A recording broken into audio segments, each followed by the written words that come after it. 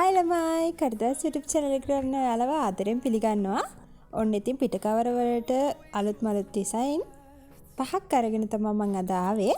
මේ ක්‍රම පහ මම අරන් ඉන්නේ මේ වීඩියෝ එක මම අරන් ඉන්නේ part 2 විදිහට. මම part 1 එක මීට දවස් දෙකකට කලින් ඔයාලට එක්ක බෙදාගත්තා.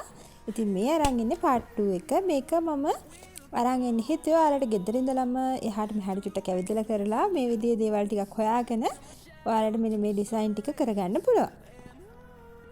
ඉතින් ඔයාලා දකින්න ඇති මම මුලින්ම මේ විදිහට කාඩ්බෝඩ් එකක් අරගෙන ටට්ටක් ගාලා පළවෙනි ඩිසයින් එක හදන්න පටන් ගත්තා. මෙන්න මේ විදිහට කාඩ්බෝඩ් තීරුවක් අරගෙන ඒක දෙකට බෙදාගෙන ඊට පස්සේ අපි මැදින් මේ විදිහට ස්ටේප් එක ගන්නවා.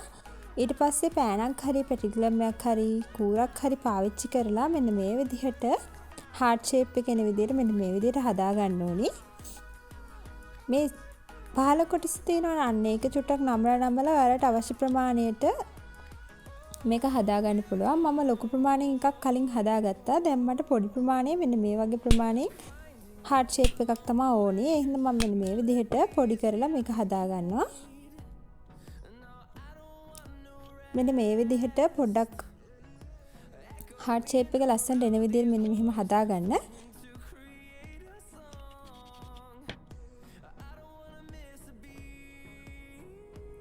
ඊට පස්සේ ඔයාලට පේනවා ඇති මේ පල්ලෙහා කොටස ගොඩක් දිගට තියෙනවා. අපි අච්චුවක් විදිහට පාවිච්චි කරන හින්දා මෙන්න මේ ගානට මේක කපලා පොඩ්ඩක් අයින් කරගන්න ඕනේ. හાર્ට් ෂේප් එක වෙන විදිහට නෙවෙයි චුට්ටක් මෙන්න මේ විදිහට වැඩිපුර තියෙන කොටස් ටික කපලා අයින් කරගන්න. නැත්තම් ඒවා එහෙම තින්ත ගෑවුනොත් ඉරක් වගේ පල්ලෙහාට නිකන් ඉරක් වගේ එන්න පුළුවන්. ඒ වැඩි කොටස කපලා මෙන්න මේ විදිහට අයින් කරගන්න. මේ තියෙන මම මේ විදිහට හදාගත්ත තවත් ෂේප් එකක්. දැන් අපි බලමු මේක පාවිච්චි කරලා කොහොමද මේ වැඩේ කරගන්නේ කියලා. මුලින්ම මම මෙතන ෆැබ්‍රික් පේන්ට් අරන් තියෙනවා. ඊට පස්සේ මෙන්න මේ විදිහට තීන්ත ටිකක් සමතලා පසුබිමකට මම එකතු කරගන්නවා. ඔයාලා ගාව තියෙන පේන්ට් ටිකක් පාවිච්චි කරන්න පුළුවන්. ඔයාලා කැමති පාටක් තියෙනවා නම් ඒ විදිහට ඒ පාට පාවිච්චි කරන්න. ඊට පස්සේ මෙන්න මේ විදිහට කලින් හදාගත්ත අච්චුව හොඳට ගෑවෙන විදිහට අපි මේක ගා ගන්න ඕනේ. මෙන්න මේ විදිහට. ඊට පස්සේ ඔයාලා මේ කොලේ තියන්න කලින් මුලින්ම පැත්තකින් මේ විදිහට තියලා බලන්න අච්චුව හරියට වදිනවද කියලා. අර විදිහට මැද ටිකත් කොළ පාට උනේ මේ අච්චුව නිකන් අර සබන් අපි මේ සබන් බෝල පුම්මනේ අන්න ඒ විදිහට උනා. ඒකින් තමයි ඒ විදිහට උනේ. අච්චුව හරියට හදාගත්තට පස්සේ ඔයාලට පුළුවන් මෙන්න මේ විදිහට ඔයාලා කැමති විදිහට ඔයාලගේ මේ කොලේ ඩිසයින් කරගන්න ඔයාලට පුළුවන්. අන්න අර විදිහට මේ චුට්ටක් කලින් බලලා තියන්න. දැන් මම අර බලන්න නැතුව තිබ්බ හින්දා අර විදිහට උනා. අර එක හાર્ට් එකක් සම්පූර්ණයෙන්ම පාට වෙලාම ඒක එකතු වුණා ඒකට. ඒ හින්දා ඔයාලා තියන්න කලින් හොඳට බලලා තියන්න. අර සබන් බෝලයක් වගේ මැද හැදිලා තියෙනවා නම් ඔයාලට ඒ විදිහට කරලත් අර වෙනම ඩිසයින් එකක් හදාගන්න පුළුවන්. ඒකට ඔයාලා මේ පේන්ට් එකට ෂැම්පු ටිකක් එකතු කරන්න. එතකොට ඔයාලට පුළුවන් අර විදිහට සබන් බෝල වගේ එන විදිහට හදාගන්නත් පුළුවන් මේක. මම ඊට පස්සේ ඊළඟට ගත්ත අනිත් ලොකු අච්චුව පාවිච්චි කරනවා.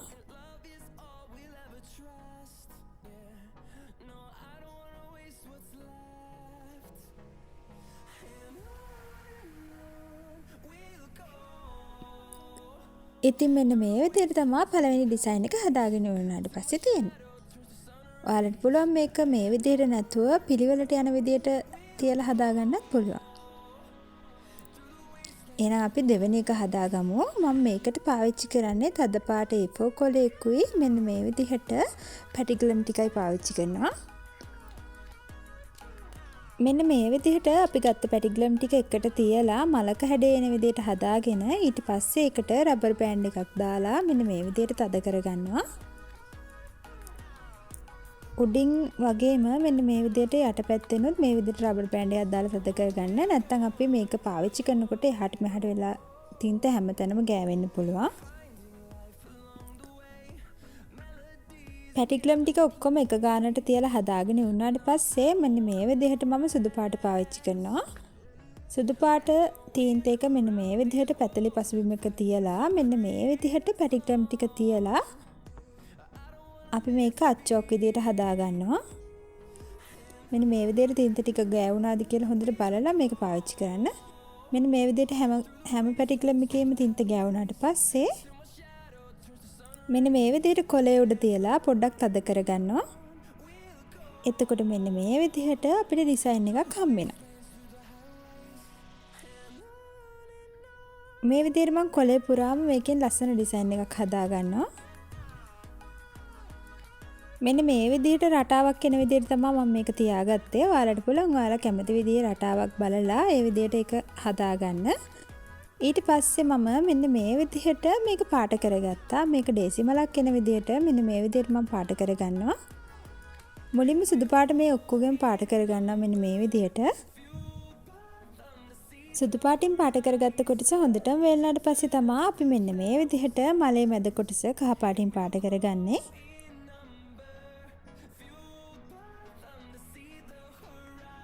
ඊට පස්සේ මම අර අපි කලින් හදාගත්ත heart shape එකේ අච්චු තියෙනවනේ අන්න ඒක පාවිච්චි කරලා මෙන්න මේ විදිහට මේක තව ටිකක් ලස්සන කරගන්නවා.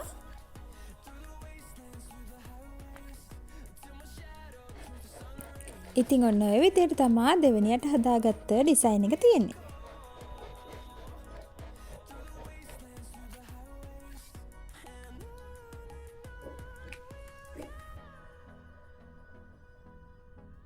ඊළඟට මම තුන්වෙනියට කරන ඩිසයින් එක විදිහට මෙන්න මේ විදිහට මුලින්ම කොලයක කොටු ටිකක් ඇඳ ගන්නවා.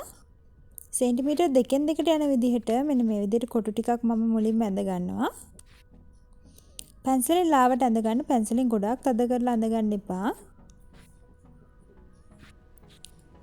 ඊට පස්සේ මම මේ විදිහට රෝස පාටින් මේක පාට කරගන්නවා. කොටුවක් කර කොටුවක් තමයි පාට කරගන්නේ. මේකට ඔයාලට කැමති පාට පාවිච්චි කරන්න පුළුවන්.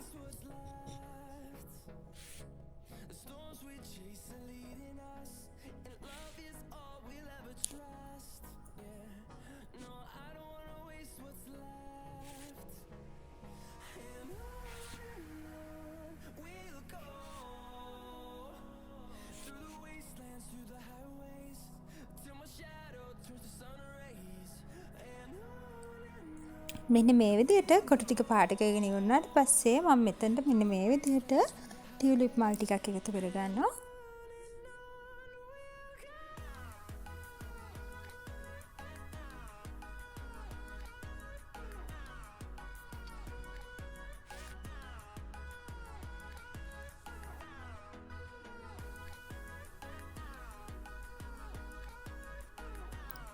මෙන්න මේ විදිහට තමයි තුන්වෙනියට හදාගත්ත ඩිසයින් එක හදාගෙන ඉවරනාට පස්සේ තියෙන්නේ.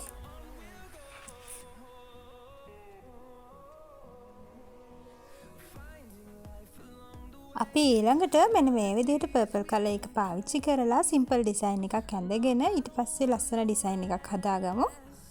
මම මුලින්ම මෙන්න මේ විදිහට තද පාට ටිකක් තෝරගෙන මෙන්න මේ විදිහට එකතු කරගන්න එක. මේක ඔයාලට කැමති විදිහට මේ විදිහට ඇඳ ගන්න පුළුවන්.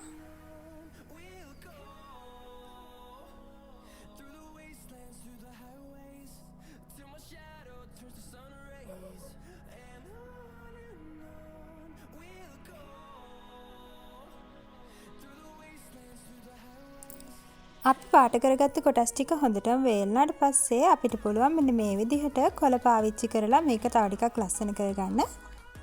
මම මෙන්න මේ විදිහේ කොළ ටිකක් තමයි තෝරගත්තේ.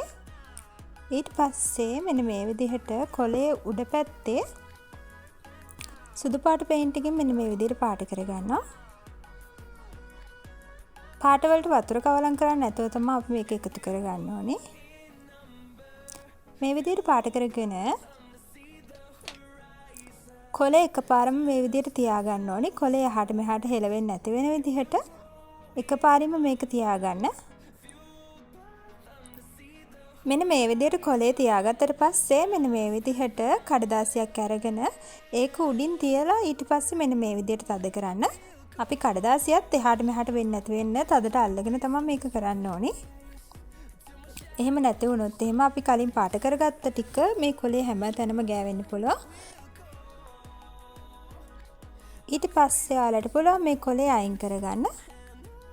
එතකොට මෙන්න මේ විදිහේ ලස්සන අච්චුවක් අපිට හදාගන්න පුළුවන්. මේ විදිහට මම මේ කොලේ පුරාම යන විදිහට මේ විදිහට එකතු කරගන්නවා.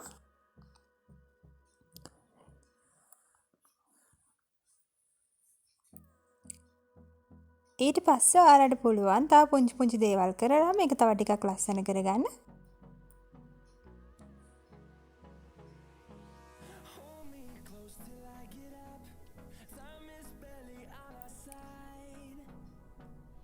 මම මේ විදිහට ග්ලිටර් පෙන් එකකින් චුට්ටක් මේකට එකතු කරගත්තා. මෙන්න මේ විදිහට තමයි හතරවෙනි ඩිසයින් එක හදාගෙන ඉවරනේ. අපි ඊළඟට බලමු.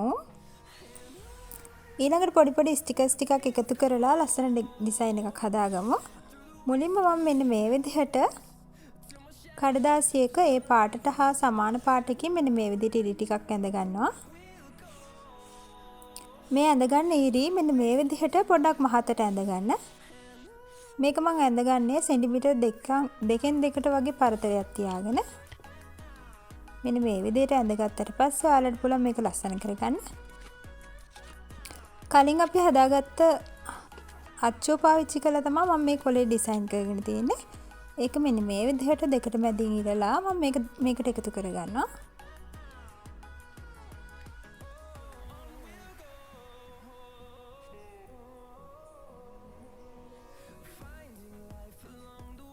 ඊට පස්සේ මෙන්න මේ විදිහට ඇඳගත් ස්ටිකර්ස් ටිකකුත් මේකට එකතු කරගන්නවා. Google එකේ සර්ච් කරලා ඔයාලට මේ වගේ ස්ටිකර්ස් ලස්සන පින්තූර හොයලා ඒ විදිහට ගැලපෙන විදිහට ඇඳ ගන්න පුළුවන්. මෙන්න මේ විදිහට තමයි පස්වෙනි ඩිසයින් එකත් හදාගෙන ඉවරනේ. ඉතින් ඔන්න ඔය විදිහට තමයි අද වීඩියෝ එකත් මම කරලා ඉවරුනේ. ඉතින් පහලින් කමෙන්ට් සෙක්ෂන් එකේ ගොඩක් අය ඉල්ලලා තිබ්බා මගෙන් ජර්නලින් ගැන වීඩියෝ එකක් කරන්න කියලා. මම ඉස්සරහට ජර්නලින් ගැන වීඩියෝ එකකුත් අරන් එන්න බලාපොරොත්තු ඉන්නවා. එහෙනම් ළමයි අද වීඩියෝ එක මම මෙතනින් ඉවර කරනවා. වීඩියෝ එකට කැමති නම් ඔයාලට පුළුවන් ලයික් කරන්න. ඔයාලා තාමත් මාව සබ්ස්ක්‍රයිබ් කරලා නැත්නම් ඔයාලට පුළුවන් මාත් සබ්ස්ක්‍රයිබ් කරලා මාත් එක්ක එකතු වෙන්න. එහෙනම් තවත් ලස්සන මේ වගේ වීඩියෝ එකකින් ආයෙමත් දවසකින් හම්බ වෙනකම් කඩදාසිය අදට ගිහින් එන්න. ඔයාලා හැමෝටම සුබ දවසක්. Bye.